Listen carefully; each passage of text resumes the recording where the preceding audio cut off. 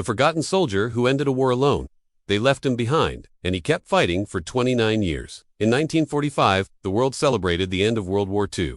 Cities lit up in joy, families reunited, and nations began to rebuild. But deep in the jungles of the Philippines, one man never got the message. His name was Hiru Onoda, a Japanese intelligence officer who refused to surrender. He believed the war was still raging. Every rustle in the trees was an ambush.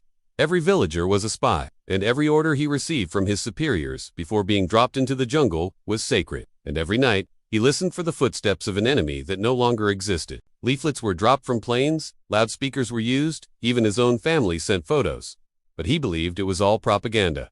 In his mind, surrender was dishonor. Giving up meant betrayal. For 3 decades, Onoda survived on bananas, stolen rice, and sheer conviction.